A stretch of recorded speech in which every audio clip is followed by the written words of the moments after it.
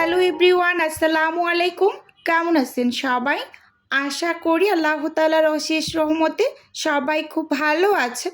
আলহামদুলিল্লাহ, আমিও ভালো আছি। আজকে আমি আপনাদের সাথে শেয়ার করব ফ্রোজেন কাবাব ভেজে নেওয়ার সঠিক পদ্ধতি বা সঠিক নিয়ম, যে যেটাই বলেন। এই রিকোয়েস্টটা অনেক বেশি এসেছে আপুদের, যে আপু ফ্রোজেন কাবাবটা কিভাবে ভেজে নেব, সঠিক নিয়মটা একটু দেখিয়ে দিয়ে। তেলে দেওয়া মাত্রই কাবাব ছেড়ে দেয়, তো কী কারণে দেয় এবং কেন দেয়, এ টু জেড আজকে ভিডিওতে বলে দেব। তো এখানে আমি অর্ডারের জন্য 20 পিস কাবাব রেডি করব, মানে চিকেন কাবাব। তো সেজন্য এখানে মুরগির বুকের মাংস নিয়েছি, 250 গ্রাম বুটের ডাল আমি 3 থেকে 4 ঘন্টার মতো হবে আন্দাজ করে বলছি, ভিজিয়ে রেখেছিলাম। আর এখানে যে মুরগির মাংস নিয়েছি, এখানে 800 গ্রাম প্লাস মুরগির মাংস আছে। বড় সাইজের একটা মুরগির মানে বুকের অংশটা আমি নিয়েছি, এরকম ছোট ছোট টুকরো করে নিয়েছি যাতে তাড়াতাড়ি খুব সেদ্ধ হয়ে যায় ভালোভাবে। আচ্ছা, এবার মাংসগুলোকে আমি ভালোভাবে পরিষ্কার করে নেব। আর এখানে এখন আমি একটা প্যান নিয়েছি, তো প্যানের মাঝে হচ্ছে বুটের ডালগুলোকে দিয়ে দিচ্ছি। দিয়ে এখন ধুয়ে রাখা মাংসগুলোকেও দিয়ে দেব। মাংসগুলো খুব ভালোভাবে পরিষ্কার করে আমি নিয়েছি। এখন এক এক করে আমি মশলাগুলোকে অ্যাড করছি। উঁচু উঁচু করে এখানে 1 টেবিল চামচ দিয়েছি আদা বাটা, এবং সেই সাথে এখানে উঁচু উঁচু করে 1 টেবিল চামচ রসুন বাটা দিয়েছি। মশলাগুলো একটু ভালোভাবে লক্ষ্য করবেন, এরকম আর কি। তো লাল মরিচের গুঁড়োটা দিয়েছি উঁচু উঁচু করে 1 টেবিল চামচ। সেই সাথে এখানে আমি ধনিয়া গুঁড়ো দিয়েছি 1 চা চামচ, জিরা গুঁড়ো দিচ্ছি 1 চা চামচ, এবং সেই সাথে রাঁধুনির যে রেডিমেড কাবাব মশলাটা আছে, তো আমি সবসময় ইনস্ট্যান্ট কাবাব মশলাটা দিয়েই কাবাব রেডি করি। তো উঁচু উঁচু করে এখানে 2 টেবিল চামচ দিয়ে দিয়েছি। আর এই কাবাব মশলাটা কিন্তু ভীষণ ঝাল, তো বুঝে শুনে অ্যাড করবেন ঝালের পরিমাণটা। এখানে আমি দিলাম কিছুটা পরিমাণ সাদা গোলমরিচ গুঁড়ো, সেই সাথে 1/2 চা চামচ দিয়েছি গরম মশলার গুঁড়ো, এবং এখানে এখন অ্যাড করছি 3 টেবিল চামচ রান্নার রেগুলার তেল। তো আমি সব সময় কাবাবের ভিতরে হচ্ছে ব্রেস্তা করা পেঁয়াজ ব্যবহার করি, শেষের দিকে কখনো কাঁচা পেঁয়াজটা ব্যবহার করি না। রান্না করে নেওয়ার সময় কিছুটা পরিমাণ কাঁচা পেঁয়াজ দিয়ে দিই, যেখানে এখন আমি 1 মুঠো কাঁচা পেঁয়াজ দিয়েছি। দিয়ে হাতটাকে ভালোভাবে একটু ক্লিন করে খুব সুন্দরভাবে এই যে মেখে নিচ্ছি। এখানে কিন্তু এখন পর্যন্ত আমি কোনো টাইপের লবণ ব্যবহার করিনি, কারণ হচ্ছে লবণটা আমি শেষের দিকে ব্যবহার করব, পানি ছেড়ে দেয়, এজন্য হচ্ছে ভাবলাম যে একেবারে শেষের দিকেই লবণটা অ্যাড করে দিচ্ছি। তো দেখুন হাত দিয়ে খুব সুন্দরভাবে একদম মেখে নিচ্ছি। আপনারা চাইলে কিন্তু চামচ দিয়েও কাজটা করে নিতে পারেন, তা আমি ম্যাক্সিমাম সময় চামচ দিয়েই করে নিই। মাঝে সাঝে একটু হাত লাগাই, আমার হাত জ্বালা করে, তো আমি ম্যাক্সিমাম ভিডিওতেই বলে থাকি। আচ্ছা, যাই হোক, এখন এখানে আমি শেষের দিকে যে লবণটা দিয়ে খুব ভালোভাবে আবারও 1 থেকে 1.5 মিনিটের মতো একটু মাখিয়ে নিচ্ছি। এতে করে মশলাটা খুব ভালোভাবে মানে মাংসের ভিতরেও প্রবেশ করতে পারে, হাত দিয়ে মেখে নিলেই বেশি ভালো হয়, এরকম আর কি। তো এখন হচ্ছে এখানে আমি পরিমাণ মতো পানি দিয়ে চুলোতে বসিয়ে দেব। আর এই কাবাবটা কিন্তু কোনো টাইপের বাটাবাটির ঝামেলা ছাড়াই রেডি করব। আমি সব সময় কাবাব হচ্ছে ডাল ঘুটনি দিয়ে ঘুটে সব কিছু একসাথে মিহি পেস্ট করে নিই চুলার উপরেই। তো এজন্য আমার কাছে কাবাব রেডি করতে খুব বেশি একটা ঝামেলা পোহাতে হয় না। আমি এক পাশে রান্না করছি, আর এক পাশে কিন্তু এই যে কাবাবের যে ডাল আর মাংসগুলো সেদ্ধ বসিয়ে দিয়েছি। এই যে দেখুন চুলোতে বসিয়ে দিয়েছি। এখন মিডিয়ামের থেকে একটু লো করে রেখেছি। একদম পুরো রান্নাটা এইরকমভাবেই করে নেব। আর আমি কিন্তু এই পর্যায়ে ক্যামেরাটা অফ করে দিয়েছি, একবারে সেদ্ধ করে আপনাদের সামনে নিয়ে আসছি। এখানে একটা বাটিতে আমি 2টা ডিম ভেঙে নিয়েছি, তো কাঁটা চামচ দিয়ে ডিমটাকে একটু ফেটিয়ে নিলাম। আর এই যে দেখুন এখন আমি এই যে কাবাবের মানে ডাল এবং মাংসগুলো ওই যে একসাথে পেস্ট করে নিয়েছি, ডাল ঘুটনি দিয়ে ঘুটে ঠান্ডা হয়ে আসার পর এই যে বোলের মাঝে ঢেলে নিয়েছি। এবার কিন্তু হাত দিয়ে খুব সুন্দরভাবে আমি মেখে নিচ্ছি। আমি দুপুরের দিকে এটা সেদ্ধ করে নিয়েছি, একদম বিকালের পর মানে সন্ধ্যার দিকে যে এইটা কাজটা করে নিচ্ছি। ঠান্ডা হয়ে আসার পর কিন্তু বেশ শক্ত হয়ে গিয়েছিল।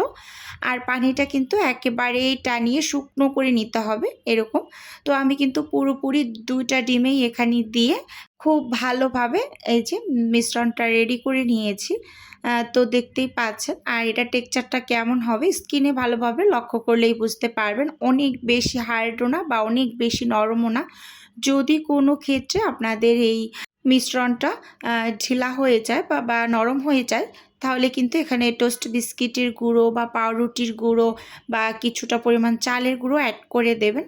তো আমি পারফেক্টলি তৈরি করে নিতে পারি, আমার অভ্যাস হয়ে গিয়েছে। তো আলহামদুলিল্লাহ আমার লাগে না, মাঝে মাঝে লাগে, হুটহাট করে যখন একসাথে একদম ধাপ করে দিয়ে দেই তখন একটু একটু লাগে এরকম। এখানে আমি একটা দিয়েছি ম্যাগি স্বাদে মশলা একটু টেস্টের জন্য, এবং কাবাব মশলা দিয়েছি হাফ চা চামচ, দিয়েছি পেঁয়াজ ব্রেস্তা, কাঁচামরিচ কুচি, পেঁয়াজ কুচি দিয়ে খুব সুন্দরভাবে আলতো হাতে কিন্তু আমি মেখে নিচ্ছি। এই যে ধনিয়া পাতাও দিয়ে দিয়েছি। এই আপু ধনিয়া পাতা দিতে বলেছিলেন। অনেক আপুরা কিন্তু পুদিনা পাতাও দিতে বলেন। তো পুদিনা পাতাটা আসলে খুব বেশি একটা পাওয়া যায় না এরকম। আমার ছাদে ছিল কয়েকটা গাছ, তো সেটা থেকে মাঝে মাঝে এনে দিয়েছি কয়েকজন আপুকে। তো সবাইকে আসলে দিতে পারি না। ধনিয়া পাতাটা পাওয়া যায়, কিনে নিয়ে আসতে পারি বাইরে থেকে এরকম। তো এবার হাতটা ভালোভাবে ক্লিন করে তারপর আমি তেল মেখে নিয়েছি। এখন একটা একটা করে কাবাবগুলো আমি রেডি করে নিচ্ছি। স্কিনে ভালোভাবে লক্ষ্য করলেই বুঝতে পারবেন যে কিভাবে কাবাবটা রেডি করে নিলাম। একটু কাছ থেকে আপনাদের দেখিয়ে দেবো, এই যে সাইডটা যদি ফেটে যায় তাহলে বুঝতে হবে যেখানে আপনাদের আরও ডিম লাগবে। আর পারফেক্টলি যদি খুব সুন্দরভাবে কাবাবটা রেডি হয়ে যায় তাহলে বুঝবেন যে ফেটে ফুটে না যায়, তাহলে ভাববেন যে না একেবারে সব কিছু ঠিকই আছে। এই যে আমি ভালোভাবে দেখিয়ে দিচ্ছি যে চারপাশটা যাতে ফেটে না যায় এরকম। তো ফেটে গেলেই কিন্তু বুঝতে হবে যেখানে আরও ডিমের প্রয়োজন আছে এরকম। এটাও একটা টিপস বলতে পারেন। এখন এগুলোকে আমি ফ্রোজেন করে নিয়ে আসছি। এই যে পুরো রাতের জন্য আমি ফ্রোজেন হতে দিয়ে দিয়েছিলাম। খুব সুন্দরভাবে কিন্তু কাবাবগুলো ফ্রোজেন হয়ে গিয়েছে।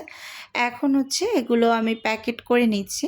তো আপুর কিছু ছিল, এখানে মোমোর অর্ডার ছিল। তো মোমোগুলো কিন্তু আগে আমি রেডি করে নিয়েছি।